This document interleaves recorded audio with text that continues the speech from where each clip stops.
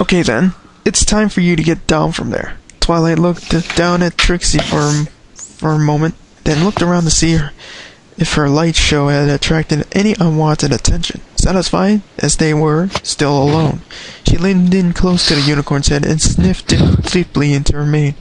She allowed a gentle moan to escape from her lips as she rolled as her eyes rolled back slightly back. Heh, alright then. Now it's time to get you down from here. A shame we don't have a little more time. 20 minutes later, Trixie opened her eyes to find herself laying out in the street just below the library's balcony. Twilight Sparkle looked down at her. Trixie? Trixie sat up and held her head. Oh, what happened? Well, you were trying to break into my house. Your ladder apparently tipped over and you landed on your head. Twilight pointed to the ladder laying in the street a few yards away. She looked up dumbly at Twilight again. I did? It was... what? She had a distinct feeling that she was forgetting something. It was like a dream that began to fade away upon awakening.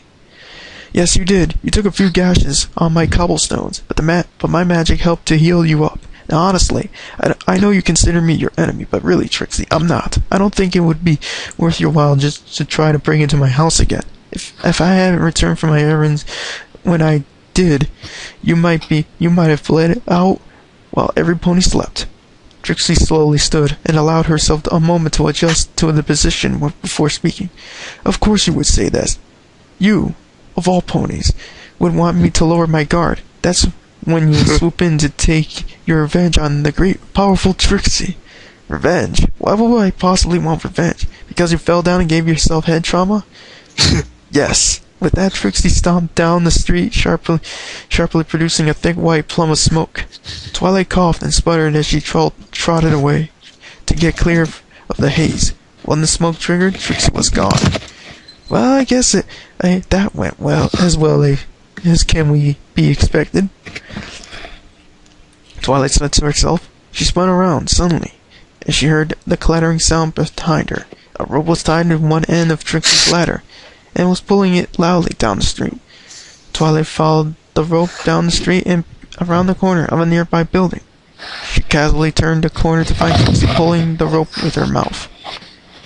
Trixie stopped for a moment, then glared at her. It's a rental, okay? The great powerful Trixie doesn't wish to lose her security deposit.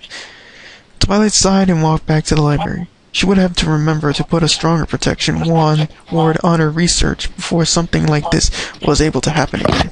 And she was pretty sure that it was going to happen again.